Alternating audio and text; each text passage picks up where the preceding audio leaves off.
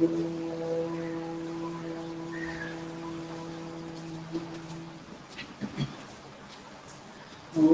सहना भवतु सहनौ भुनक्तु सह वीर्यं करवावहै तेजस्विनावधीतमस्तु मा विद्विषावहै। ॐ शान्ति शान्ति शान्तिः। समस्तजनकल्याणे निरतं करुणामयं नमामि चिन्मयं देवं सद्गुरुं विद्वदम्।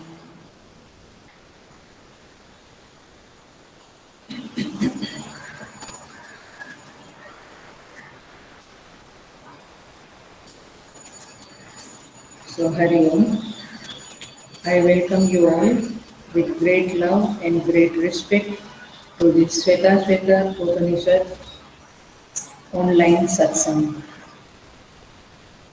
So we have second chapter almost ending this time or next class में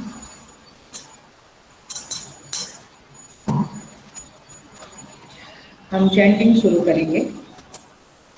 युञ्जाना द्वितीय अध्याय सेकंड चैप्टर श्वेता श्वेता का चैंटिंग शुरू करते हैं।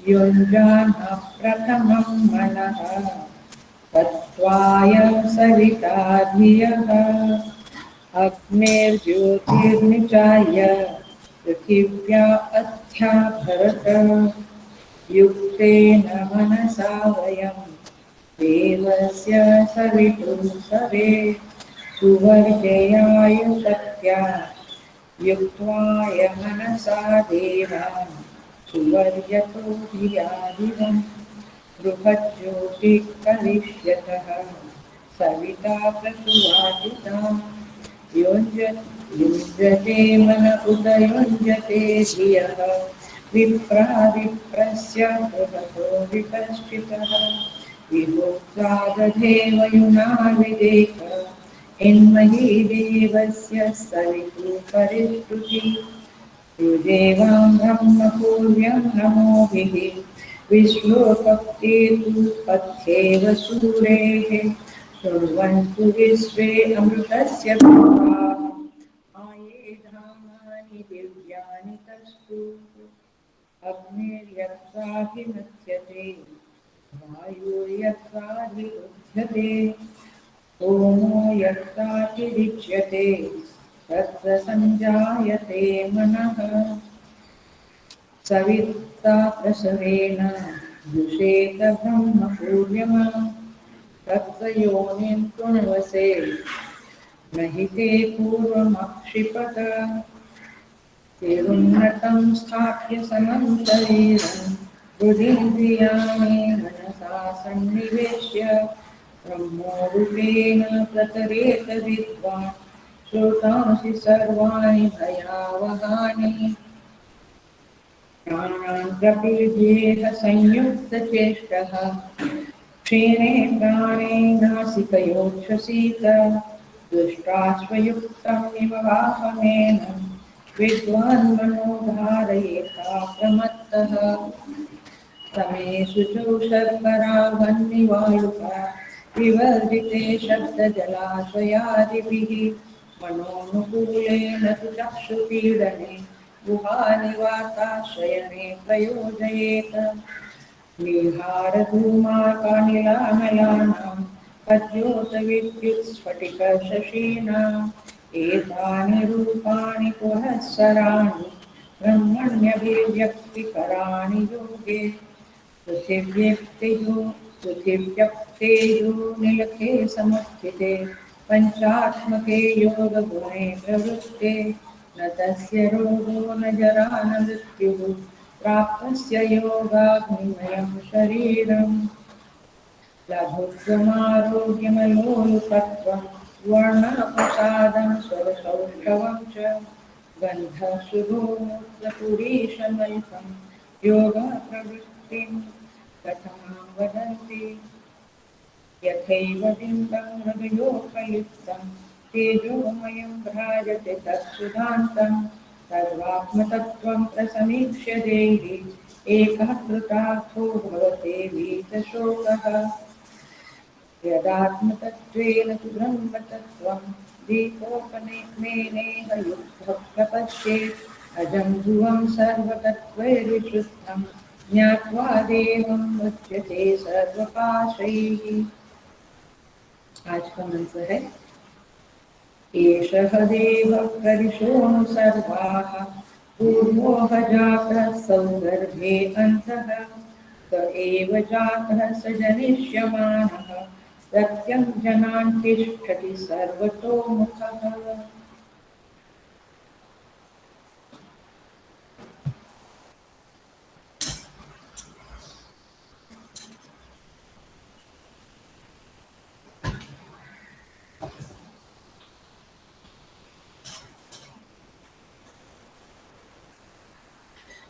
ओके, एषः देवः, हाँ माने निश्चय ही, एष माने ये पहले जो देव के बारे में बताया है वो यह, एष माने यह देवः परमात्मा, देव माने परम देव परमात्मा, सर्वाः, सर्वाः माने समस्त, प्रदिशः अनु, प्रदिशः अनु माने दिशाओं और अवंतर दिशाओं में जो व्याप्त है, दिशाओं और अवान्तर दिशाओं में जो व्याप्त है। तो पहली लाइन क्या हुई, एषः देवः, यह जो परमात्मा है वो समस्त दिशाओं में और अनुदिशाओं में व्याप्त है। ठीक है, फर्स्ट लाइन इज क्लियर, ये परम देव परमात्मा सभी दिशाओं में व्याप्त है। सेकंड लाइन, पूर्वोह जातः, ह माने प्रसिद्ध, यहाँ पे ह माने प्रसिद्ध, वही प्रसिद्ध परमात्मा पूर्व जातः, पहले उनका जन्म हुआ था, माने पहले वे प्रकट हुए थे, सबसे पहले वे ही प्रकट हुए थे। किस रूप में, हिरण्यगर्भ के रूप में वे परमात्मा प्रकट हुए थे। सौगर्भे अंतः, सऊ माने वही, इस समय समस्त ब्रह्मांड रूप गर्भ में, गर्भे माने ब्रह्मांड रूप गर्भ में, अंतः, अंत माने अंतर्यामी रूप से स्थित है। जो परमात्मा समस्त दिशाओं में व्याप्त है वही परमात्मा पूर्व में हिरण्यगर्भ के रूप में प्रकट हुए थे और वे ब्रह्मांड के गर्भ में, ब्रह्मांड रूपी गर्भ में अंतर्यामी के रूप में स्थित है। ब्रह्मांड रूप गर्भ में अंतर्यामी रूप से स्थित है। 3 लाइन हुई आपकी। चौथी माने वैसे 3rd लाइन में स एव जातः, वे ही इस समय जगत के रूप में जन्म लिए हुए हैं, माने प्रकट है, वे ही जगत के रूप में प्रकट है। वे परमात्मा ही जगत के रूप में प्रकट है।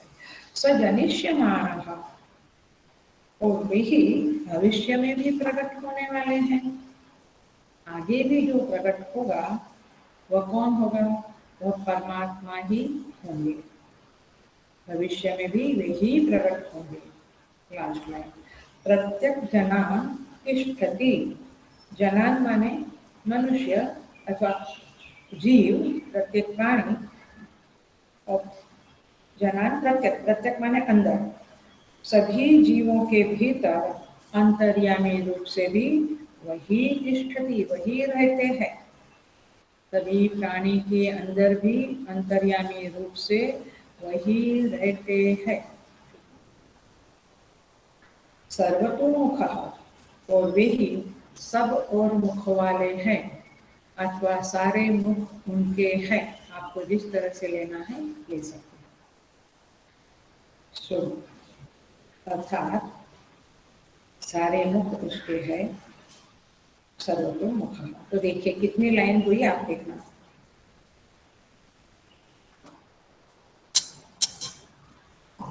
पहली लाइन है एषः देवः ददिशोनु सर्वाः, यही परम देव परमात्मा सारी दिशाओं में और अवान्तर दिशाओं में व्याप्त है।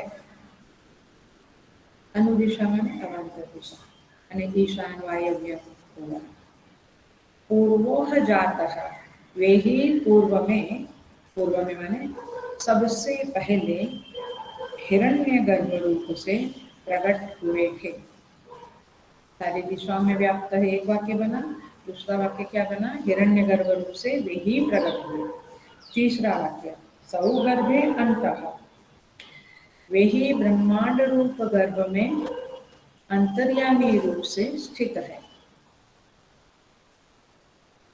जैसे मेरा शरीर है और मेरा अंतर्यामी है, ऐसे समस्त ब्रह्मांड एक शरीर है उस विराट पुरुष का, और उसमें जो अंतर्यामी रूप से स्थित है वो कौन है, परमात्मा।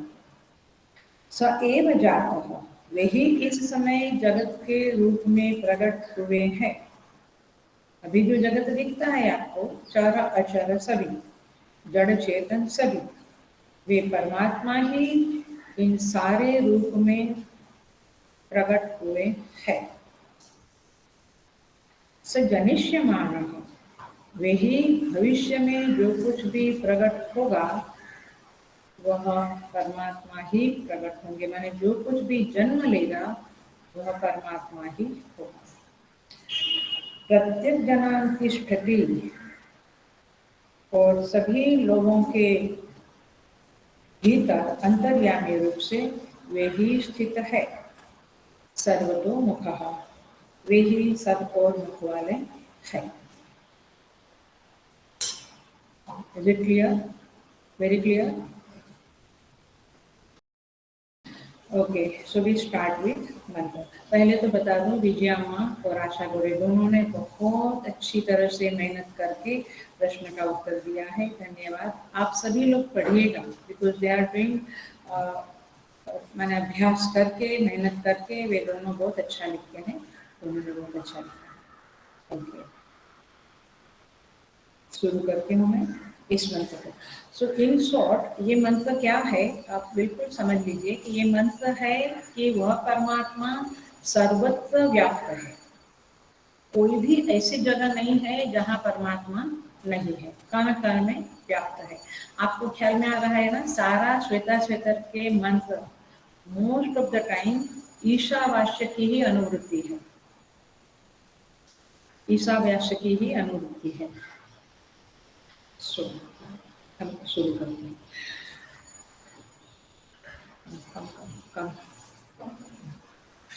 यह जो तत्पद है उसके दो अर्थ है, एक वाच्यार्थ है, एक लक्ष्यार्थ है।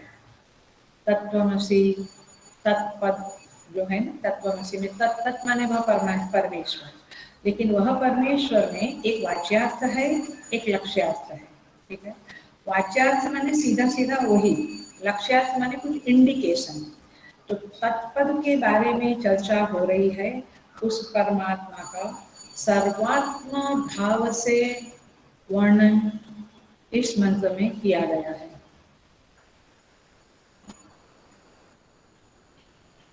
तो हम देखते हैं, तो इस मंत्र में परमात्मा का लक्ष्य के रूप में वर्णन है, लक्ष्यार्थ से वर्णन है, वाच्यार्थ नहीं है, लक्ष्यार्थ है। जो कुछ भी दिखता है, पैदा हुआ है, आगे पैदा होगा, अभी जो दिख रहा है, सबसे पहले पैदा हुआ, वो सब कुछ क्या है, परमात्मा ही है और कुछ भी नहीं है, ऐसा इस मंत्र में कहा गया है। इसको संस्कृत में ऐसे कहते हैं, तदात्मकम विश्वमिदं समस्तम, इदम विश्वम समस्तम, ये समस्त विश्व जो है वो तदात्मक है। तदात्मक माने वह परमात्मा ही उसकी आत्मा है। आत्मा शब्द समझता है ना आपको, आत्मा माने कुछ कुछ ऐसे गलत नहीं समझना। मैं वेरी वेरी लौकिक में समझाऊं तो घट की आत्मा क्या है, मिट्टी। गहने की आत्मा क्या है? स्वर्ण। ऐसे जगत की आत्मा, समस्त विश्व की आत्मा क्या है? परमात्मा है। जैसे मिट्टी के बिना घट नहीं, सुवर्ण के बिना गहना नहीं, वैसे परमात्मा के बिना जगत। Are you getting the point? तो इस तरह से तदात्मकम विश्वमिदं समस्तम, वह तद, वही उस विश्व की आत्मा है, इस विश्व की आत्मा है। आप पकड़ लेना पॉइंट को। पूरा क्लास केवल इसी बात में जाने वाला है कि वह परमात्मा सर्वत्र व्याप्त है, और कुछ कहने वाली नहीं हूँ मैं, बट अलग अलग तरह से इस बात को आज हम देखेंगे। तो आपके चित्त में वो परमात्मा सर्वत्र व्याप्त है, ये मूल सूत्र चलते रहना चाहिए। देखिए, शिव महिम्न स्तोत्र में कहते हैं, नमो मेधिष्ठाय प्रियदवदविष्ठाय च नमः, नमः शोधिष्ठाय स्मरहरमहिष्ठाय च नमः, नमः वसिष्ठाय प्रियदवयविष्ठाय त्रिनयनयविष्ठाय च नमः, नमः सर्वस्मै ते तदिदमिति सर्वाय च नमः। सारे प्रार्थनाएं, स्तुतियां, वेदों में जो स्तुति कही है, भागवत जी में स्तुति कही है, रामायण में स्तुति कही है, जितनी भी स्तुति बनाई गई है, माने रचना की गई है, सभी एक मत से कहती है कि वह परमात्मा सर्वत्र व्याप्त है। नमो मेधिष्ठाय प्रियदव दविष्ठाय च नमः, वह परमात्मा नजदीक से नजदीक है, दूर से दूर है। नजदीक किसके लिए है? जो शुद्ध चित्त है, जिसका चित्त शुद्ध है, उनके लिए परमात्मा कैसा है? नजदीक है। जिसका चित्त अशुद्ध है, उसके लिए परमात्मा दूर दूर है? वैसे परमात्मा सर्वत्र व्याप्त है, लेकिन इस तरह से है। नमो छोदिष्ठाय स्मरहर महिष्ठाय च नमः। तात्पर्य यह है, छोटा से छोटा, एकदम छोटा से छोटा, शुद्ध से शुद्ध भी आप हो, और महान से महान भी, महिष्ठाय, महान से महान भी आप ही हो। नमो वसिष्ठाय त्रिनयन यविष्ठाय च नमः। अर्थात ये है कि आप बहुत महान भी हो, पूज्य भी हो, और आप अपूज्य भी आप ही हो। इस जगत में जो कुछ भी पूज्य है वह भी आप हो, अपूज्य है वह भी आप ही। दूर से दूर, नजदीक से नजदीक, महान से महान, शुद्ध से शुद्ध, और विराट से विराट, पूज्य से पूज्य, अपूज्य से अपूज्य, सब कुछ आप ही हो। ख्याल में आता है? ये स्तुतियां जो बनी, ये शिव महिम्न का स्तोत्र का एक श्लोक लिया है मैंने। तो इस तरह से यहाँ पे कहा जाता है कि सब कुछ आप ही हो। आप सुनते हुए विजुअलाइज करना परमात्मा को, सारी दिशाओं में व्याप्त है। तो जब हम उत्तर शब्द, पूर्व, पश्चिम, उत्तर, दक्षिण, ये शब्द बोलते हैं, तब हमें परमात्मा की याद आनी चाहिए। और यदि आती है तो समझो साधना परिपक्व होती चली जा रही है। यदि नहीं आती है तो साधना अभी कच्ची है, ऐसा हम समझेंगे। तो यहाँ पे कहे, तो एक शुद्ध चीज को देखा, परमात्मा का स्मरण करे, पूज्य को देखा, परमात्मा का स्मरण होवे। इस तरह से यह परमेश्वर, यह परमात्मा हमें सर्वत्र महसूस होना चाहिए। ये ईशावास्य का ही एक्सटेंशन है, अथवा तो अनफोल्डमेंट है। देखिए, ये संसार जो नाम रूपात्मक है, ये संसार कैसा है? नाम रूपात्मक है, माने यहाँ नेम एंड फॉर्म है और कुछ नहीं है। जो नाम रूपात्मक जो संसार है, वह सब कुछ परमात्मा है। तो ये नाम रूपात्मक सब कुछ परमात्मा है, मैंने वो हम क्या समझे? क्योंकि नाम रूपात्मक सब कुछ है, वो तो कुछ समय के बाद नष्ट हो जाता है। परमात्मा तो नष्ट नहीं होने वाला है। त्रिकाले अपि तिष्ठति इति सत्, तीनों काल में रहने वाला जो है वो परमात्मा है। तो कैसे समझे? तो देखो, एक कागज होता है, उसके ऊपर पेंटिंग होती है, अथवा एक कपड़ा होता है, उसके ऊपर एम्ब्रॉयडरी से घर बनाते हैं, वृक्ष बनाते हैं, मंदिर बनाते हैं, पनिहारी होती है, झोपड़ी बनाते हैं, सब कुछ बनाते हैं। ऐसे पेंटिंग में भी कुछ कुछ बनाते हैं। तो जैसे ये कागज के ऊपर अथवा कपड़े के ऊपर नाम रूप की कल्पना हुई, राइट, कल्पना हुई, एक पेंटर की कल्पना हुई। तो इस तरह से ये कल्पना है, ये जगत है। वो जो जो जो कागज के ऊपर अथवा कपड़े के ऊपर जो एम्बोस किया गया है अथवा पेंट किया गया है अथवा एम्ब्रॉयडरी से भरा ये किया गया है, वो सब क्या है, नाम रूपात्मक संसार है। और जो वस्त्र है अथवा कपड़ा है अथवा कागज है, वो क्या है, परमात्मा है। तो इसीलिए ये नाम रूपात्मक संसार को परमात्मा ही कहते हैं, क्योंकि ये जो पेंटिंग है अथवा जो एम्ब्रॉयडरी है वो बिना कागज के या बिना कपड़े के तो नहीं रह सकती है। अच्छा, आपका क्लासिकल अभी का देख लो तो टीवी में जो चित्र दिखता है, न्यूज दिखते हैं, मूवी, सीरियल, एडवर्टाइजमेंट, क्या क्या दिखता है, तो वो टीवी के स्क्रीन के बिना दिखेगा। तो स्क्रीन इज लाइक अ परमात्मा, और उसके ऊपर जो आता जाता है चित्र, कल्पनाएं, वो कल्पना ही है। कल्पना का मतलब है कि वो वहाँ बैठा तो नहीं है वो व्यक्ति टीवी के अंदर, कल्पना है, नाम रूप है। माने कल्पना का अर्थ है झूठा, तो दिखती है वो चीजें झूठी है। तात्पर्य ये है कि यह संसार नाम रूपात्मक है, लेकिन चूंकि वो परमात्मा रूपी वस्त्र के ऊपर उसकी उसकी पेंटिंग हुई है, चित्र बना है ये संसार का, इसीलिए यह क्या है, परमात्मा ही है, ऐसा कहना पड़ेगा। जैसे वो चित्र जो है वो कागज ही है, आखिर में उसके ऊपर कलर से पेंट किया है, बट है क्या, कागज। वैसे ये संसार के नाम रूप है, वो है क्या, परमात्मा ही है। इन दैट सेंस, उस तरह से आपको समझना होगा कि ये परमात्मा ही सर्वत्र व्याप्त है। ये क्लियर करना है। देखिए, अब मैं थोड़ा सा और उसका एनालिसिस करके बोलती हूँ अथवा उसको एक्सटेंशन करके बोलती हूँ। तो इस तरह से ये कैसे हुआ, तो शुद्ध ब्रह्म का माया से संबंध होकर, अब ये संबंध भी कल्पना ही है, संबंध के कारण कारण संसार पहले बना। अब सारी चीजें कल्पना ही है। शुद्ध ब्रह्म के साथ माया, माया क्या है वो मैं क्लास के अंत में आज ही बताऊंगी, अवश्य बताऊंगी कि माया क्या चीज है।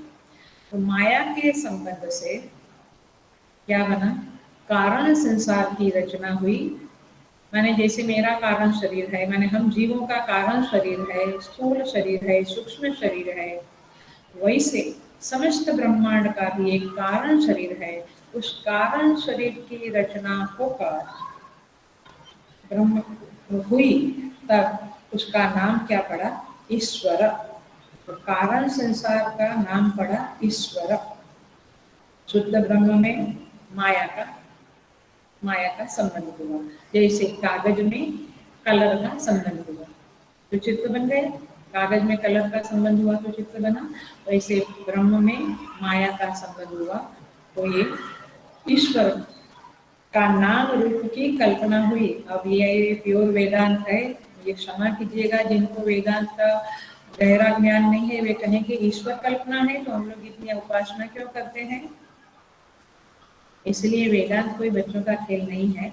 और आप प्रश्न रखिएगा अपने मन में, कभी हम डिस्कस करेंगे उसके ऊपर, या पर्सनली भी आप मुझे पूछ सकते हैं। इसी तरह से सूक्ष्म संसार जो बना वो शुद्ध ब्रह्म में माया का संबंध होने से सूक्ष्म संसार बना, और उस सूक्ष्म संसार बनते हुए वो सच्चिदानंद जो शुद्ध ब्रह्म है, उस समय हिरण्यगर्भ नाम की कल्पना हुई। माने हिरण्यगर्भ का नाम रूप प्रकट हुआ। जैसे मैं कहूँगी कागज के ऊपर वृक्ष प्रकट हुआ, भाषा यही वापरनी पड़ेगी। वैसे शुद्ध ब्रह्म जो है केवल एक ही है, उसके ऊपर माया के संबंध से हिरण्यगर्भ के नाम रूप की कल्पना हुई। अथवा सूक्ष्म संसार की कल्पना हुई। उसी तरह से शुद्ध ब्रह्म में माया का संबंध होने से स्थूल संसार की कल्पना हुई और स्थूल संसार का नाम ही है विराट पुरुष। उस विराट पुरुष के नाम रूप की कल्पना हुई, माने जो आप सहस्र शीर्षा पुरुष लगाते हैं वो भी क्या है? कल्पना है। आपको लगता है एक ठोस विराट पुरुष है, परंतु शुद्ध ब्रह्म के संदर्भ में वो कल्पना है, अन्यथा नहीं। गुरु कृपा से ही ये बातें समझती है। तो माया के संबंध से ईश्वर, हिरण्यगर्भ और विराट पुरुष, ये तीनों के तीनों नाम रूप की कल्पना है और यही संसार है, ऐसा हमें समझ में आया। वो तीनों ब्रह्म ही है बेसिकली। उसी तरह से जो जीव है उसमें विश्व, तेजस और प्राज्ञ की कल्पना हुई, माने जीव भी कल्पना है और ईश्वर भी कल्पना है। ये समझ, कल्पना का अर्थ है नेम एंड फॉर्म है। शुद्ध ब्रह्म के ऊपर एम्बोसिंग है। एम्बोसिंग समझते हैं ना, ऊपर एक एम्बोसिंग। तो इस तरह से आप समझिए। तो पंचभूत के संदर्भ में मैंने थोड़ा सा संसार का एनालिसिस किया अथवा संसार को अनफोल्ड किया कि संसार क्या है। ऐसा नहीं समझना जैसे ग्लास में पानी है वैसे संसार में ब्रह्म है, ऐसे नहीं समझना है। ऐसा लगता है ना कि ये संसार एक चीज है और उसमें ऐसे ब्रह्म बैठा हुआ है, ऐसे नहीं। कैसा है? ब्रह्म में संसार है। अब पकड़ा, जैसे कागज में पेड़ झोपड़ी सब कुछ है, वैसे परमात्मा शुद्ध, एकदम मैं लो भाषा में बोलूँ तो शुद्ध ब्रह्म को एक पटल समझ लो, एक पट समझ लो। उस पट के ऊपर ये सारा संसार की कल्पना चल रही है, क्योंकि आता है जाता है, आता है जाता है, इट्स नश्वर चीजें हैं। तो इस तरह से ये पंचभूत के संदर्भ में बताया एनालिसिस करके। अब दूसरा हम त्रिगुणात्मिका माया के संदर्भ में अनफोल्डमेंट करें संसार का। बात क्या चल रही है? नहीं भूलना, पूरा संसार केवल ब्रह्म के अलावा कुछ नहीं है, ये मुख्य बात को नहीं भूलना। लेकिन आपको जो दिखता है वो क्या है? तो कागज के ऊपर पेंटिंग है अथवा शुद्ध ब्रह्म रूपी पटल के ऊपर एक चित्र है, एक नेम एंड फॉर्म का एक, तो जैसे मिट्टी के ऊपर घट का एक नाम एंड रूप है, वैसे ये संसार ब्रह्म के ऊपर पंचभूत का पसारा है। अब हम आते हैं गुणों के संदर्भ में।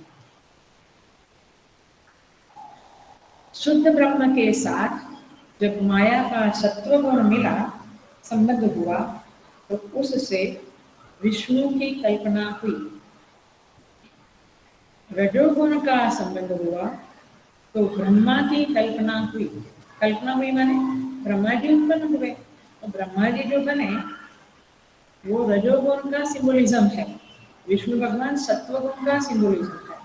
और तमस के माया का जो तमस है उससे जब शुद्ध ब्रह्म का संबंध हुआ तो महादेव की कल्पना हुई। समझ में आता है? कल्पना हुई माने एक एक एक नेम एंड फॉर्म उत्पन्न हुआ, नेम एंड फॉर्म उत्पन्न हुआ। तो इस तरह से ईश्वर, हिरण्यगर्भ, विराट, विश्व, तेजस, प्राज्ञ उत्पन्न हुए। उसका नेम एंड फॉर्म दिखा आपको। और आप ज्यादा कुछ टेंशन नहीं लेना, क्योंकि जैसे सुवर्ण में से हार बना, कंगन बना, झांझर बना, रिंग बनी, नोज रिंग बनी, ईयर रिंग बनी, ऐसे ही ये सारा कुछ उत्पन्न हुआ। किसमें से? ब्रह्म में से ही। अथवा जल में से जैसे तरंग उत्पन्न होती है, पकड़ में आ रहा है, वैसे ये सब कुछ उत्पन्न हुआ है। अंदर केवल जल ही तरंग में, वैसे ये संसार में केवल परमात्मा ही परमात्मा भरा है। वैसे ही ब्रह्मा, विष्णु, महेश भी उत्पन्न हुए। तो ये सारी कल्पनाएं हैं, लेकिन उपासना के पीछे सिद्धांत वही है कि आप भी झूठे हो, वो भी झूठा है। लेकिन झूठा का झूठा से, जैसे कांटा से कांटा निकलता, वैसे झूठा से झूठा की उपासना करके उस शुद्ध ब्रह्म तक हम पहुंचते हैं। और जो माया का जो अज्ञान है, उस अज्ञान से जीव की कल्पना हुई, इसलिए जीवत्व भी काल्पनिक ही है। इस काल्पनिक जीवत्व को काल्पनिक उपासनाएं करके हम हटाते हैं। या अज्ञान रूपी कांटे को अज्ञान से ही हटाना है। ओके, सो ये जो सत्व रजस तमस है, तो सारी जो देव योनि है वो माया के, शुद्ध ब्रह्म के, माया का जब शुद्ध ब्रह्म के साथ संबंध हुआ, माया के सत्वांश का जब शुद्ध ब्रह्म से संबंध हुआ, तो देव योनि उत्पन्न हुई है। और जब रजोगुण, माया के रजोगुण के साथ शुद्ध ब्रह्म का संबंध हुआ, अथवा शुद्ध ब्रह्म के साथ माया के रजोगुण का संबंध हुआ, तो ये मनुष्य, पशु वगैरह योनि, मनुष्य योनि उत्पन्न हुई। और तमस अंश से जब संबंध हुआ, तो पशु योनि अथवा राक्षस वगैरह योनि उत्पन्न हुई, नीची योनि उत्पन्न हुई। तो इस तरह से ये सारी योनियां, ये 84 लाख योनियां, ये देव योनि, ये पाताल में नाग योनि, ब्रह्म राक्षस योनि, पशु पक्षी भूत प्रेत, ये सब कुछ कैसे उत्पन्न हुआ? शुद्ध ब्रह्म के साथ माया का संबंध हुआ। ये जो वाक्य मैं बोल रही हूँ वो आपको क्लियर जरूर होगा, आज के क्लास के एंड में जरूर होगा, तो अभी थोड़ी देर में जरूर स्पष्ट होगा। तो इस तरह से सारा पसारा मेन एंड फॉर्म के अलावा कुछ नहीं है विथ रिस्पेक्ट टू संसार, विथ रिस्पेक्ट टू जगत, लेकिन अथवा अज्ञान, विथ रिस्पेक्ट टू इग्नोरेंस, लेकिन ज्ञान के संदर्भ में परमात्मा के अलावा, ब्रह्म के अलावा कुछ है ही नहीं। समझदार क्या कहेगा, हाँ भले पेंटिंग है, बट आखिर कागज के अलावा ये क्या है? पेंटिंग में जिसको इंटरेस्ट है वो लाखों करोड़ों रुपया देकर वो पेंटिंग खरीदते हैं, लेकिन जिसको ये नहीं है वो क्या कहेगा, कागज के टुकड़े हैं, क्या करना है? तो ब्रह्म क्या है? तो कागज ही कागज, पटल ही पटल है। इस पट के ऊपर, जैसे आपकी साड़ी के ऊपर डिजाइन होती है, बस क्या डिजाइन होती है? अभी आजकल के वो ये पहनते हैं बच्चे लोग, तो कुछ प्रकार का सब डालते हैं ना, वो सब क्या है? नेम एंड फॉर्म है। इस तरह से सोना, सो इस तरह से क्या कहते हैं, एषः देव, एषः देवः रदिशोनु सर्वाः, ये देव जो है वो सारी दिशाओं में, अनुदिशाओं में व्याप्त है। कैसे व्याप्त है समझ में आया ना? सौ पूर्वे जाता, वो पहले हिरण्यगर्भ के रूप में भी वह है, और सौगर्भे अंतः, सारे ब्रह्मांड के अंदर भी वह व्याप्त है। तो इस तरह से कभी ये नहीं सोचना कि ग्लास में, मटके में पानी है, ग्लास में दूध है, ऐसे ये ब्रह्मांड में परमात्मा है, ऐसा नहीं। परमात्मा में ये संसार एम्बोसिस की तरह, चित्र की तरह, एम्ब्रॉयडरी की तरह, टीवी में जो ये जो चित्र आते हैं उसकी तरह संसार उस परमात्मा में व्याप्त है, अथवा उस चित्र में जैसे पर्दा व्याप्त है, वैसे परमात्मा व्याप्त है संसार में, अथवा संसार में जगत अध्यास रूप से अध्यारोपित है, ऐसा भी आप कह सकते हैं। तो आगे कहते हैं, आगे बढ़ते हैं। तो इस तरह से सब कुछ व्याप्त तो है, लेकिन ये जीव और ईश्वर सबको हम परमात्मा कहें तो भेद कहाँ रहा? एक दृष्टि से भेद नहीं है, बट व्यावहारिक दृष्टि से भेद है। नहीं तो हम ईश्वर की आराधना क्यों करें? यदि हमारे अंदर भेद नहीं है तो हम आराधना क्यों करें, है ना? बट ये औपाधिक भेद है, इतना समझ लेना। वास्तव में तो सब शुद्ध ब्रह्म ही है। इसलिए उपदेश सार में कहते हैं, ईश जीवयो वेशधीभिदा, ईश जीवयो वेशधीभिदा, सत्स्वभावतो वस्तु केवलम, सत्स्वभावतो वस्तु केवलम। क्या कहते हैं? ईश्वर और जीव में वेश धी भिदा माने वेश का फर्क है। वेश माने उपाधि का फर्क है। आप लोगों ने अलग अलग वस्त्र धारण किए ना, तो आप में वेश का फर्क है, बट आप सब मनुष्य हैं। इसे ईश्वर और जीव में वेश का क्या वेश का फर्क है? वेश धी भिदा। ईश्वर और जीव में बुद्धि का फर्क है। कैसे? हम देखें। माया का जो गुण है सत्व रजस और तमस, ये तीन गुण परमात्मा में भी है और सॉरी माने जो भी उत्पत्ति है उसमें भी है और जीवों में भी है, ईश्वर में भी है, केवल शुद्ध ब्रह्म में नहीं है। तो ये माया का जो सत्व रजस तमस है वो मनुष्य में है, पशु पक्षी में है। तो मनुष्य में जब सत्व आता है तो वो जप तप करने बैठता है, रजोगुण आता है तो बहुत काम करने लगता है, और तमस आता है तो गुस्सा होता है, जेलसी करता है, रोता है, रोता है, दुखी होता है। इसका मतलब ये हुआ कि ये तीनों गुण के वश में मनुष्य पशु पक्षी सब है।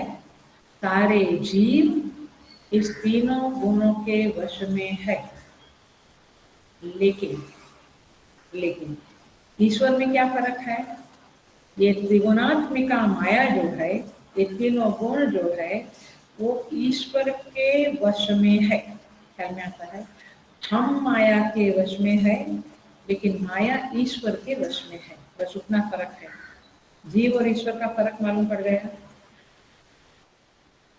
ईश्वर में भी जरा सा हम देखें तो विष्णु सत्वगुण प्रधान है, ब्रह्मा रजोगुण प्रधान है और शंकर तमोगुण प्रधान है।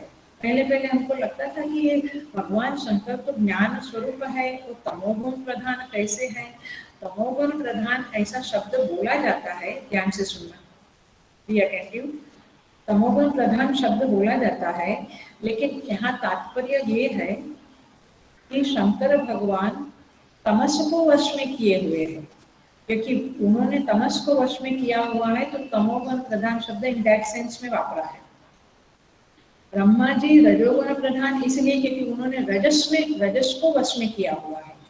देखते हैं कैसे। और विष्णु भगवान ने सत्वगुण को वश में किया हुआ है। तात्पर्य ये है कि देखिए, जैसे तमोगुण को वश में किया हुआ है, माने तमोगुण जो चीज है वो टोटली भगवान शंकर के वश में है। जैसे जंगल में सिंह है, राजा, जंगल का राजा, सिंह को वश में करना बहुत कठिन है, राइट? बहुत कठिन है। तो जो तमस है उसको वश में करना बहुत कठिन है, तो वो शंकर भगवान ने उसको वश में किया है। और इसीलिए तमस आएगा तो हम ध्यान नहीं लगा सकेंगे, समाधि नहीं लगा सकेंगे, बट भगवान शंकर सदा समाधि में रहते हैं। इसका क्या कारण है? तमस टोटली उनके वश में है। ऐसा कभी पढ़ने में नहीं आया कि भगवान शंकर सो गए, आया? विष्णु सोए पर आया, ब्रह्मा जी ने सृष्टि पूरी की तो आराम करने गए आया, लेकिन शंकर का आया नहीं आया। तो शंकर भगवान तो इसीलिए बलवान कौन? जो बलवान को जो वश में करे वो महादेव, इसलिए उनको महादेव कहा। और फिर रजोगुण भगवान माने ब्रह्मा जी ने भी बहुत रजोगुण, माने अच्छी सृष्टि उत्पन्न करना, माने रजोगुण को वश में किए बिना कैसे होगा? तो इसलिए उन्होंने रजोगुण को वश में किया। और विष्णु भगवान सत्वगुण उससे भी कमजोर है। कमजोर माने ऐसे वो सत्वगुण बड़ा है, बट सत्वगुण को वश में करना वो विष्णु भगवान आराम से, माने एकदम मस्त सोए शेष नाग की शैया के ऊपर। तात्पर्य ये है कि एक एक देव जो सत्वगुण प्रधान, रजोगुण प्रधान, तमोगुण प्रधान कहते हैं हम, वो वास्तव में सत्व को, रज को, तमोगुण को वश में किए हुए हैं। इसीलिए महादेव सदा, भगवान शंकर सदा त्याग और वैराग्य की मूर्ति कहा गया है और समाधि में सदा रहते हैं। तो इसलिए उनका जो जप है पंचाक्षरी मंत्र, वो भी बहुत पावरफुल है, क्योंकि वो क्या है? तमस को वश में करने वाला है। यार गेटिंग द पॉइंट? ख्याल में आ रहा है आपको? इसलिए पंचाक्षरी मंत्र करने से तमस बहुत कम हो जाता है, ऐसा उपासना शास्त्र में कहा गया है। आपकी फल की इच्छा पूरी होती है वो बात अलग है, बट इस संदर्भ में तमस को वश में करता है ये मंत्र। सो जीव में और ईश्वर में क्या भेद है पता चल गया आपको? क्या भेद है? जीव गुणों के वश में है, गुण ईश्वर के वश में है, इसलिए ये फर्क है। तो वेश में फर्क है, लेकिन आखिर सब कुछ शुद्ध ब्रह्म के ऊपर नाम रूपात्मक कल्पना है, और वही कल्पना का विस्तार सारे उपनिषदों में बताया गया है कि ये सारा जो कुछ है, सभी देव देवता, ये सब शुद्ध ब्रह्म के ऊपर एम्बोसिस है, चित्र है, नाम रूपात्मक है। नाम रूपात्मक का अर्थ होता है नेम एंड फॉर्म तो है सब में, लेकिन उसकी आत्मा शुद्ध ब्रह्म ही है। चित्र जितना भी है, सारे चित्रों की आत्मा टीवी का पर्दा अथवा सिनेमा का पर्दा ही है। सो इस तरह से कहते हैं। देखिए तुलसीदास जी महाराज क्या कहते हैं इस संदर्भ में। एक राम दशरथ घर डोले, एक राम दशरथ घर डोले, एक राम घट घट में बोले। एक राम दशरथ घर डोले, एक राम घट घट में बोले। एक राम का सकल पसारा, एक राम है सबसे न्यारा। एक राम का सकल पसारा, एक राम है सबसे न्यारा। नेति नेति कही वेद पुकार, और इसीलिए वेद कहता है नेति नेति। नेति नेति माने न इति न इति, ये ब्रह्म नहीं है, ये ब्रह्म नहीं है।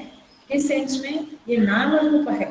ये ब्रह्मा विष्णु महेश महालक्ष्मी महासरस्वती महाकाली जो कुछ भी हो, ये सब क्या है? नेम एंड फॉर्म है, न इति न इति। शुद्ध ब्रह्म तो इन सबसे अधिष्ठान में जो बैठा है वह शुद्ध ब्रह्म है। पकड़ने में इसीलिए देखिए भगवान कृष्ण भी कहते हैं अहम आत्मा गुणाकेश सर्वभूताश्रय स्थितः। मैं सबके हृदय में, हृदय रूपी गुहा में स्थित हूँ। तात्पर्य क्या हुआ? वो परमात्मा है वहाँ पे, तो उसके ऊपर ये पंचभूत का पुतला बना है। वो जीव परमात्मा गया, माने वो सच्चिदानंद ब्रह्म नहीं है, वैसे सर्वत्र है, लेकिन उसका प्रागट्य के रूप में नहीं है, तो फिर नहीं होता है। सो ये उपाधि है इसके ऊपर। गुड़ाकेश माने गुड़ाकेश उन्होंने अर्जुन को कहा, और अहम आत्मा सर्वभूताशय स्थित, मैं सबकी आत्मा हूँ, ऐसा भगवान श्री कृष्ण ने भी गीता के 10वें अध्याय में कहा है। इसी तरह से कठोपनिषद में क्या कहा है आप देखना, ये दोनों भाषा देखना। गहरे वेदांत के साधक इस बात को जैसे हम कन्वे करना चाहते हैं वैसे पकड़ लेंगे। गीता में कहा मैं सबकी आत्मा हूँ। अब देखो उपनिषद की भाषा, गीता और उपनिषद में दोनों तरह की भाषा का प्रयोग होता है। अब देखो कैसे कहते हैं कठोपनिषद में, एको वशी सर्वभूतांतरात्मा एकम रूपम बहुधा करोति तमात्मस्थं येन पश्यन्ति धीराः तेषां सुखं शाश्वतं नेतरेषाम्। क्या कहते हैं? एको वशी सर्वभूतांतरात्मा, वह एक है, वह वशी, उसने सबको वश में किया हुआ है। वो कागज में ही अथवा सुवर्ण ने ही सारे गहनों को वश में किया है। सुवर्ण एक दिन रूठ गया, बोला मैं तो चला, तो गहना टिकेगा? तो सुवर्ण ने वश में किया है ना गहनों को। मिट्टी बोली मैं चली, तो मिट्टी के पात्र टिकेंगे? नहीं टिकेंगे। आ रहा है ऐसे वशी शब्द का ये अर्थ है, एको वशी सर्वभूतांतरात्मा, सारे भूतों की अंतरात्मा वही है। लेकिन नेक्स्ट पंक्ति देखो क्या कहती है, एकम रूपम बहुधा यह करोति, एकम रूपम बहुधा यह करोति, वही एक बहुधा बहुत बन गया। कैसे बन गया? जैसे एक सुवर्ण अनेक गहने बन गया, जैसे एक मिट्टी अनेक मिट्टी के बर्तन बन गई, नेम एंड फॉर्म बन गया, है ना। पोट भी बन गया और कुंडा भी बन गया और पोट भी बन गया, फ्लावर वास भी बन गया, वगैरह वगैरह। अथवा बर्तन बन गए, पहले तो मिट्टी के बर्तन वापरते थे, चूल्हा के ऊपर चढ़ाते थे, है ना। सो एकम रूपम बहुधा यह करोति, वो एक ही है लेकिन अनेक रूप, बहुधा रूपम यह करोति, उन्होंने बहुत सारे रूप बना लिए अपने। तमात्मस्थम येन पश्यन्ति धीरा, उस बहुधा रूप को आत्मा के अंदर विराजमान उस परमात्मा को ही जानो, माने सारे रूप वो परमात्मा ही बना है जो आपके अंतरात्मा में स्थित है। उसे धीरा पश्यन्ति, धीर पुरुष, ज्ञानी पुरुष उस आत्मदेव को देख लेते हैं और वही आत्मदेव सारा संसार का पशारा बन के विलास कर रहे हैं, ऐसा भी देख लेते हैं। तब उनको धीरा कहते हैं। तेषां सुखम शाश्वतम नेतरेषां, वैसा जो समझ लेता है, जान लेता है, उसी को सुख है और उसी को शाश्वत शांति मिलती है, ऐसा उपनिषद की श्रुति कहती है। मतलब यही हुआ कि हमारा ये जो भ्रम है ना कि संसार की ये चीजें प्राप्त करके मुझे शाश्वत सुख मिलेगा, हम कहते भी हैं हाँ ये हो गया, अब मुझे शांति है, बोला नहीं और दूसरी अशांति उत्पन्न हो गई, होती है कि नहीं। तो इसी तरह से ये शाश्वत शांति नहीं है। जगत का कोई भी पदार्थ आपको शाश्वत शांति नहीं दे सकेगा माय डियर, कभी नहीं दे सकेगा। इसलिए शाश्वत शांति की जो शर्त है, उसकी जो टेस्ट है, परीक्षा, वह उपनिषद ने बताई। क्या बताई? तम आत्मस्थम ये अनुपश्यन्ति धीराः, अनुपश्यन्ति धीराः, तेषां सुखम शाश्वतम नेतरेषां, से शाश्वत सुख की प्राप्ति होती है। जो उस आत्मदेव को अपने अंदर देख लेते हैं और वही आत्मदेव एकम बहुधा यह करोति, वो एक ही सारे रूप में प्रकट हुआ है, वह एक ही सारा रूप, सारे नेम एंड फॉर्म में वही एक आत्मदेव है। जो आपका आत्मदेव है वही आत्मा है और वही सबका आत्मदेव है। ये जब जान लेते हैं ना तो चीटिंग नहीं कर सकते आप। ये यदि हमारी बुद्धि में पक्का बैठ जाता है ना तो यू कांट चीट एनीबॉडी। आ रहा है क्या? क्यों?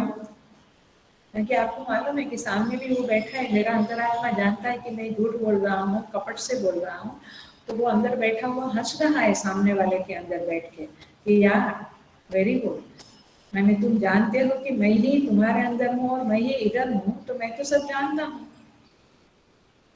तो ये ज्ञान होने के बाद, अथवा ये ज्ञान परोक्ष भी हुआ लेकिन पक्का हुआ, आप किसी के साथ कपट नहीं कर सकते हैं। आप निष्कपट, निष्प्रपंच, निष्पाप बन जाओगे। इसलिए उपनिषद जानना बहुत जरूरी है। सो एकम रूपम बहुधा यह करोति, तो एक ही अनेक रूप में प्रकट हुआ है। ऐसा नहीं कोई जादूगर के जैसा नहीं समझना, लेकिन जितने नाम रूप है सबकी आत्मा वह है, ये मेन बात समझनी है। इसलिए यहाँ पे जो कहा है कि एषः देव प्रदिशो अनु सर्वाः, ये दिशा अनुदिशाओं में व्याप्त है, सबके अंदर भी अंतर्यामी रूप से व्याप्त है, ब्रह्मांड के अंतर्यामी रूप से भी वही है, पूर्व में हिरण्यगर्भ रूप से भी वही प्रकट हुआ। आगे जो कुछ भी प्रकट होगा, अर्थात के प्रकट होगा का अर्थ ऐसे समझ लो, आप बच्चों का नहीं समझना कि जीव के, वो भी है, लेकिन सृष्टि का प्रलय होने के बाद पुनः जो सृष्टि बनेगी वो सृष्टि भी क्या होगी? परमात्मा का रूप ही होगी।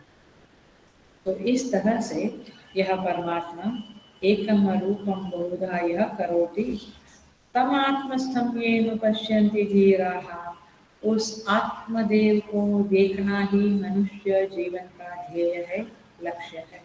और कुछ देखना, उसमें कोई खास विशेष अनुराग नहीं होना चाहिए, इतना ही हम कहेंगे। अब हम आते हैं माया के ऊपर। ये माया के संबंध से शुद्ध ब्रह्म में विराट पुरुष उत्पन्न हुआ, हिरण्यगर्भ प्रकट हुआ, ईश्वर प्रकट हुआ, फिर उसके माया के रजोगुण से ब्रह्मा, सत्वगुण से विष्णु और तमोगुण प्रधान महादेव प्रकट हुए। ये सब क्या बात है? ये माया कोई एक अलग तत्व है क्या? माने एक ब्रह्म और एक माया, ऐसा है क्या? माया तो झूठी है, ऐसा बोलते हैं। तो क्या है, समझेंगे।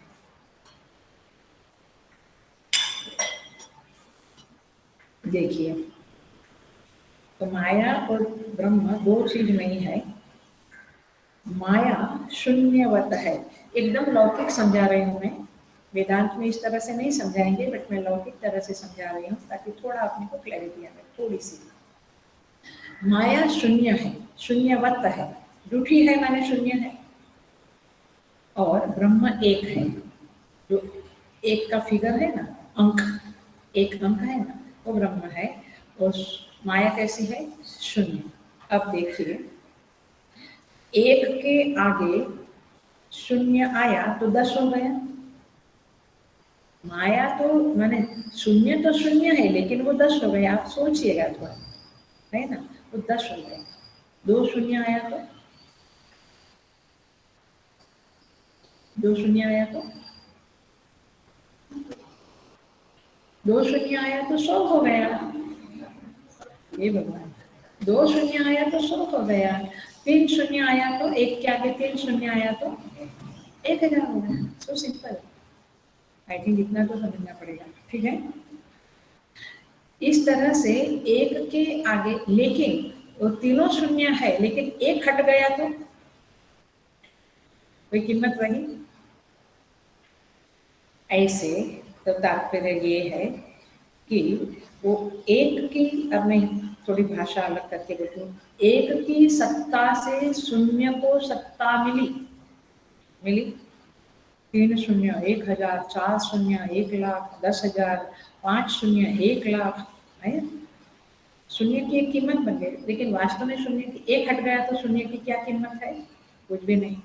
तो एक की सत्ता से ही शून्य की सत्ता बनी, स्वयं की उसकी कोई सत्ता नहीं है। अब पकड़ में आया? हम कहते हैं कि माया की स्वयं की कोई सत्ता नहीं है। माया तो ब्रह्म के ऊपर अध्यारोप है। त्रिगुणात्मिका माया ब्रह्माश्रया अस्ति, ये तत्वबोध का वाक्य है। पुनः पुनः याद रखेंगे, तभी ये ईशावास्यम समझेगा। त्रिगुणात्मिका रजतम सत्व वाली माया, ये 3 उसकी आत्मा है, माने माया ये 3 गुणों का ही पसारा है। ब्रह्माश्रय अस्ति, माने ब्रह्म के आश्रय में रहने वाली है। ब्रह्म के आश्रय में रहने वाली का अर्थ है कि उसकी स्वयं की सत्ता नहीं है। मैं किसी के आश्रय में हूँ, उसका मतलब क्या हुआ कि मैं अन्न के आश्रय में हूँ, ऐसा नहीं बोलो तो आपको समझेगा ना। अन्न के बिना मेरी सत्ता नहीं है। तो माया की सत्ता किसके कारण है? ब्रह्म के कारण है। ब्रह्माश्रया माया अस्ति, ये तत्वबोध में आदि शंकराचार्य जी का मत है। सभी लोग ये मानते हैं, ब्रह्माश्रया माया अस्ति, तो माया ब्रह्म के आश्रय में है। इसका अर्थ है शून्य एक के जैसे आश्रय में है, तब शून्य अपना कुछ खेल दिखाता है। 100, 1000, 10,000, लाख, ये शून्य अपना खेल दिखाता है। किसके कारण? एक के कारण, एक अंक के कारण। वैसे ये माया के द्वारा ये सारे नाम रूप जो बन गए, जैसे 100 बना, 1000 बना, 10,000 बना, ये अलग अलग बन गए हैं। ऐसे माया के कारण ये सारा नाम रूपात्मक पसारा बना, लेकिन क्या सत्ता है उसके साथ? ब्रह्म। तो अब समझ में आता है, शुद्ध ब्रह्म का माया के साथ संबंध हुआ, तब हिरण्यगर्भ प्रकट हुआ। शून्य का एक के साथ संबंध हुआ, तब 10 प्रकट हुआ। पकड़ा? 2 शून्य का एक के साथ संबंध हुआ तो 100 प्रकट हुआ। Are you getting? ऐसे ऐसे माया का, ऐसे झूठी माया, उसका स्वयं का कुछ नहीं है। वैसे भी हम देखें तो संसार पराधीन ही है ना। संसार संसार में कौन स्वाधीन है? क्या स्वाधीनता है? सब कुछ पराधीन है। और कोरोना ने तो एकदम दिखाई दिया है कि कितने पराधीन है। Oh my God. तात्पर्य ये है कि ये माया के संबंध से, माया का जो शुद्ध ब्रह्म के साथ संबंध हुआ, ऐसा ही संबंध हुआ, सुपरफिशियल अध्यास कोटि का संबंध है ये। अधिष्ठान तो शुद्ध ब्रह्म है, अध्यास कोटि में माया आती है। और उस सुपर इम्पोजिशन का जो संबंध हुआ, माने वास्तविक संबंध नहीं है, माइक संबंध है, झूठा संबंध है। तो गधे वाली बात याद रखना। वो आदमी गधा लेके जा रहा था, याद आया? वो झोपड़ी के पास गया, रात हुई, सब गधे को सुलाया डोरी बांध बांध के। एक गधे के लिए डोरी कम पड़ी, तो साधु बाबा के पास गया झोपड़ी में, पूछा कि एक डोरी है तो दो, गधे को झाड़ के साथ बांधना है, पेड़ के साथ बांधना है। बोला डोरी बोरी तो नहीं है, लेकिन मैं उपाय बताऊं कि तुम झूठ मूठ का ऐसे बांधते हो, ऐसा करो तो गधा समझेगा कि मैं बंध गया और सो जाएगा। याद आती है ना? इस सुबह उठा तो बोला ये तो उठता ही नहीं है, बोला ऐसे उल्टा करो हाथ से, किया वो उठ गया। तात्पर्य यह है कि झूठ मूठ का संबंध है ये माया का। और मुझ में भी जो जीवत्व है वो झूठ मूठ का है, वास्तव में तो मैं सच्चिदानंद ब्रह्म ही हूँ। लेकिन ये गधे गधे का जैसा है वैसा ही सब जीवों की स्थिति है। झूठ मूठ का वो समझता है मैं बंध गया हूँ, और ये सब चल रहा है तमाशा। सो इस तरह से माया का संबंध शुद्ध ब्रह्म से है। और उस संबंध से ये जो सारा कुछ हिरण्यगर्भ, ईश्वर, विश्व ब्रह्मा, विष्णु महेश, विराट पुरुष, सब कुछ जो बना, जीव बना, देव योनि, पशु योनि, अनेक योनियां बनी, सब कुछ ये माया का शुद्ध ब्रह्म के साथ जो अवैधिक संबंध है, उस संबंध के कारण सब कुछ हुआ। तो इस तरह से यहाँ पे हम आगे थोड़ा सा देख के जो पूरा करना है। तात्पर्य ये है कि परमात्मा सच्चिदानंद स्वरूप है। लेकिन एक बात और बता दूं मैं, थोड़ा सा साइड का है बट जान लो, वो सत स्वरूप का पता कैसे लगेगा? सत स्वरूप का पता क्रिया से लगता है कि सत है। कुछ क्रिया होगी तो हम कहेंगे ये है। ऐसे ही कुछ पड़ा है तो हमको लगेगा इधर वहां या कुछ है या नहीं है। कुछ क्रिया हुई, हलचल हुई तो हम कहेंगे है ना? तो सत स्वरूप का पता क्रिया से लगेगा। चित्त स्वरूप, चेतन स्वरूप का पता कैसे लगेगा? विचार से लगेगा, क्योंकि ज्ञान तो विचार से ही प्राप्त होता है। ख्याल में आता है? कितना सुने, कितना पढ़े, लेकिन विचार नहीं किया तो ज्ञान का पता नहीं लगता है। तो ज्ञान स्वरूप जो चेतन स्वरूप है, चित्त स्वरूप है, वो ज्ञान से पता लगेगा। और आनंद स्वरूप का पता ध्यान से लगेगा। समझ लो, मेडिटेशन किया, ध्यान जितना गहरा गहरा गहरा ध्यान किया, उतना आनंद का पता गहरे ध्यान से लगता है। ये बाहर की चीजों से जो लगता है वो हल्का फुल्का है, वो बूंद बूंद है। जो फवारा कहो, सोर्स कहो, स्रोत कहो, वो तो अंदर है, हमारे अंदर ही है, और वो ध्यान से उसका पता लगता है। तो ऐसा जो परमात्मा है सच्चित आनंद स्वरूप, वह परमात्मा सर्वत्र व्याप्त है। माने सत सर्वत्र व्याप्त है, चित सर्वत्र व्याप्त है, और आनंद सर्वत्र व्याप्त है। हमें केवल उसे देखने की दृष्टि डेवलप करनी है अथवा समझना है, वो जानना है। इसलिए छांदोग्य उपनिषद कहता है स एव अधस्तात् स उपरिष्टात् स पश्चात् स पुरस्तात् स दक्षिणतः स उत्तरतः स एव इदं सर्वं।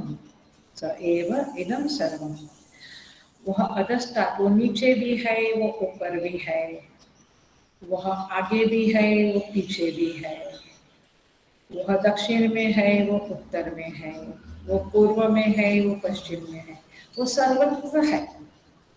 देखिए, हर एक उपनिषद परमात्मा के बारे में यही बात कहता है कि वो सर्वत्र विराजमान है।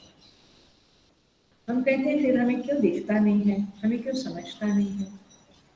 क्योंकि हमारे ऊपर अज्ञान का पर्दा पड़ा हुआ है। और एक स्टोरी बताऊंगी, टाइम मिला तो। अज्ञान के पर्दे के कारण हमें दिखता नहीं है। जैसे हम एग्जाम्पल देते हैं, चीनी का जो खिलौना होता है, ये लौकिक एग्जाम्पल है। चीनी का खिलौना है, वो खिलौना चीनी के अलावा और कुछ है? नहीं है। चीनी का खिलौना चीनी के अलावा कुछ नहीं है, अर्थात उस खिलौने में चीनी के अलावा कुछ नहीं है, तो आप उसको चीनी क्यों नहीं कहते हो? तो चीनी का घोड़ा बना, चीनी का कुत्ता बना, बिल्ली बना, चूहा बना, केमल बना, जो भी बना, आप उसको उस नाम और रूप से पहचानते हो क्योंकि आपको नाम रूप की आदत पड़ गई है। इसीलिए उस चीनी में, अच्छा, वो चीनी में स्वीटनेस है, मिठास है, मधुरता है। वो कैसे पता चला? देखकर पता चला। कैसे पता चला? टेस्ट करके पता चला। तो इस तरह से चीनी का खिलौना, ये कैमल है, ये ऊंट, ये गधा है, ये घोड़ा है, ये बिल्ली है, ये गाय है, ये चीनी का जो खिलौना बना वो हमने आंखों से देखा, लेकिन ये मधुर है, स्वीट है, चीनी है, ये हमें रसनेंद्रिय से पता चला। Please be very attentive, I am giving something very important point. चीनी का खिलौना है, अथवा ये बिल्ली है, ये कुत्ता है, ये चीनी का खिलौना में ये आंखों से मालूम पड़ा, नेत्रेंद्रिय से मालूम पड़ा, लेकिन वो स्वीट है, ये कड़वा नहीं है, ये कैसे पता चला? रसनेंद्रिय के प्रमाण के द्वारा पता चला। उसी तरह से ये संसार जो है वो इंद्रियों से दिखता है। नेम एंड फॉर्म आया, नेम एंड फॉर्म इंद्रियों से दिखता है कि ये संसार ऐसा है, ये नाम है, इसको पेड़ बोलते हैं, इसको बबूल का पेड़ बोलते हैं, इसको पीपल का वृक्ष बोलते हैं, वट वृक्ष बोलते हैं, इत्यादि इत्यादि, आंखों से मालूम पड़ता है।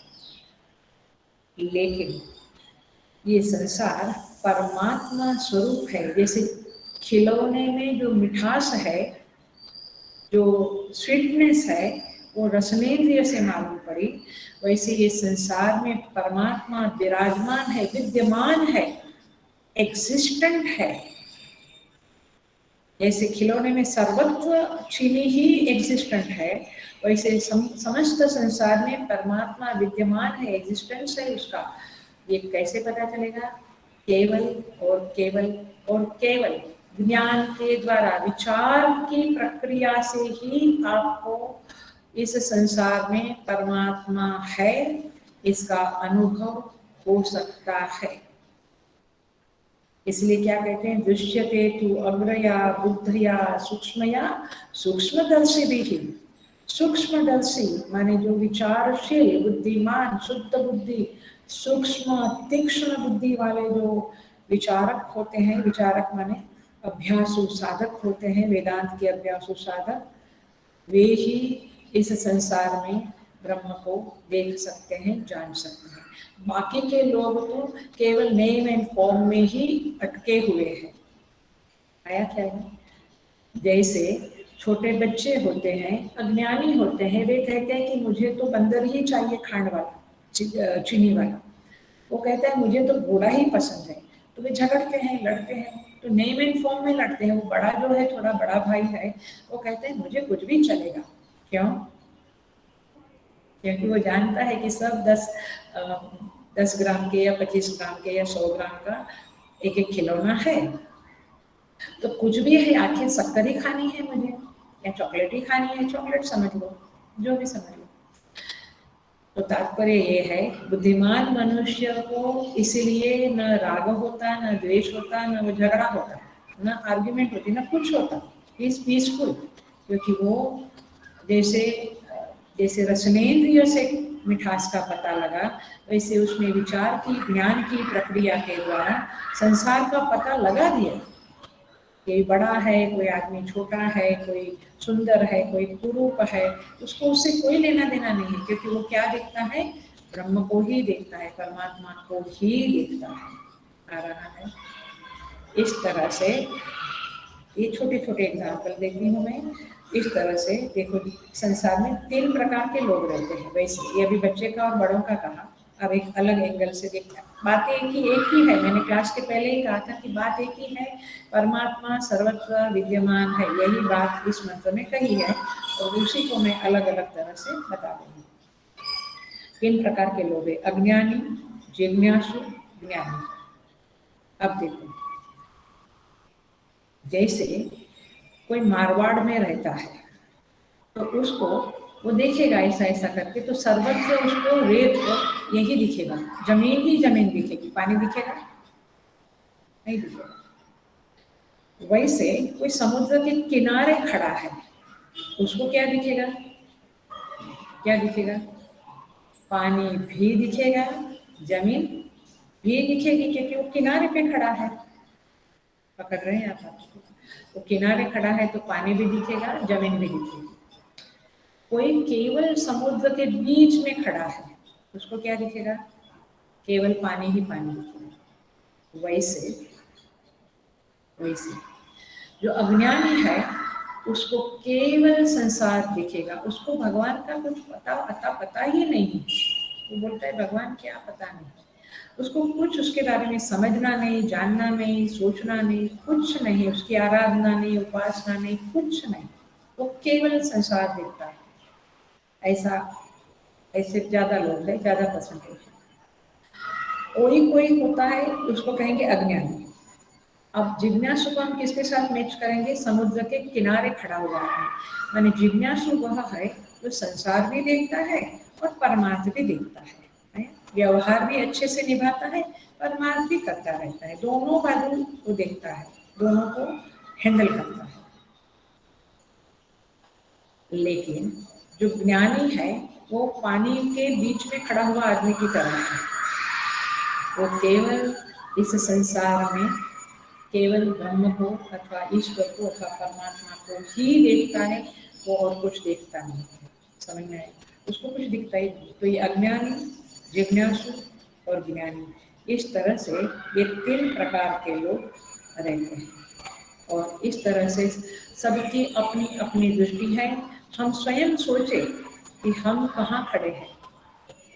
हम कहेंगे हम अज्ञानी भी नहीं है, ज्ञानी भी नहीं है, हम जिज्ञासु है। ऐसा ही आंसर आपका आएगा, मैं जानती हूँ। एनीवे, बट हमें बनना है ज्ञानी, ये बात ध्यान रखनी है। सो वन मोर एग्जांपल देती हूँ। ये एग्जांपल है शतरंज की गेम, चेस। वहाँ पे क्या होता है? हाथी, घोड़ा, कैमल, राजा, बादशाह, वजीर, ये सब होता है। ये होता किसका है? लकड़े का होता है, अच्छा प्लास्टिक का, जो भी, बट है क्या? लकड़ा ही लकड़ा।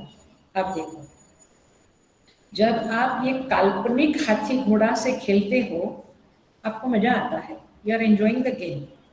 As soon as you start understanding कि यार ये सब लकड़ा ही है, आप केवल उसको लकड़ा ही मानने लगो, समझने लगो, तो आप खेल सकोगे? संसार में केवल ब्रह्म ही ब्रह्म है, तो क्या खेलना है? माने उस ब्रह्म में ही आनंद हो, आनंद से भरपूर रहना है। ये जो संसार में हम खेल करते हैं ना, व्यवहार के तमाशे, व्यवहार का जो खेल करते हैं ना, ये खेल क्यों हो रहा है? क्योंकि कल्पना में ही, ये कल्पना है। जैसे हाथी, घोड़ा, वजीर, बादशाह, ये चेस की गेम में कल्पना है, आखिर तो लकड़ा ही है, तो वो आप खेलते हो, यू आर एंजॉइंग। ऐसे आप संसार में खेल कर रहे हो सभी शरीर पुतलों के साथ, माने पंचभूत के जो पुतले हैं इस संसार में, उसके साथ खेल तमाशे कर रहे हो। लेकिन जिस दिन आपको ब्रह्म की दृष्टि प्राप्त होगी, जिस समय आपको समझेगा कि ये ब्रह्म के अलावा कुछ नहीं, जैसे चेस खेलने वाले को समझा यार लकड़ा है क्या इसमें, तो खेल बंद हो जाएगा, खेल मिथ्या हो जाएगा, मिथ्या होएगा। उस तरह से ये ये संसार की गेम हम खेलते हैं क्योंकि ये मिथ्या ही है, और मिथ्या में ही हम आनंद ले रहे हैं, और हम समझते हैं कि हम परिपूर्ण हो गए, संतुष्ट हो गए, लेकिन ये कल्पना मात्र है। इस तरह से जब समझेगा और दृष्टि जब उस लकड़े के ऊपर जाएगी, तो खेल बंद हो जाएगा। इसी तरह से ज्ञानी महात्माओं का खेल बंद हो जाता है, वे संसार छोड़ देते हैं क्योंकि वे कहते हैं कि ये क्या है, उनको ब्रह्म दृष्टि प्राप्त होती है। इसी तरह से एक छोटी सी कहानी कह के पूरा करते हैं। एक साधु बाबा के पास पारसमणि था, क्या बोलते हैं इंग्लिश में उसको, पारसमणि बोलते हैं, जिसके कारण जिसको स्पर्श करने से लोहा भी सोने का हो जाता है, सुवर्ण होता है ना, एक ऐसा एक पत्थर। सारे लोग देखते थे कि कभी कभी महात्मा उसका सोना बना के किसी को देते थे। एक व्यक्ति को लगा मैं इनका शिष्य बन जाऊं और पारसमणि ही ले लूं उनका प्रिय बन के। बहुत सारी सेवा की, उसको कुछ समझा नहीं कहाँ रखा है। एक दिन उसने महाराज को पूछ लिया, महाराज ये आप सोना बनाते हो, पारसमणि किधर रखा है आपने, कहाँ है? तो बोला मेरे झोले में है, खुला पड़ा है उधर। झोले में है, मुझे क्यों नहीं मिलता है? तो बोला वो निकालो। वो झोला लाया, उसमें से एक डब्बी निकाली, लोहे की डब्बी थी, छोटा सा डब्बा था। तो बोले इसके अंदर है, देख लो। बोले कि लोहे की डब्बी को मैं क्यों टच करूं, क्योंकि लोहे की डब्बी में यदि पारसमणि होता तो पारसमणि के कारण लोहे की डब्बी सुवर्ण की बन जाती थी, ये तो लोहा की है इसलिए मैंने इसको देखा ही नहीं। तो बोले तू निकाल तो सही।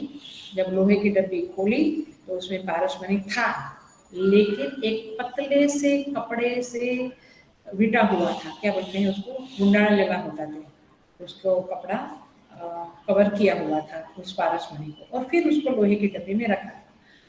तो बोला हाँ, वो क्योंकि वो पतला सा वस्त्र था उसके कारण वो पारसमणि का स्पर्श होते हुए भी लोहे की डब्बी जो थी वो सुवर्ण नहीं बनती थी। आया? इसी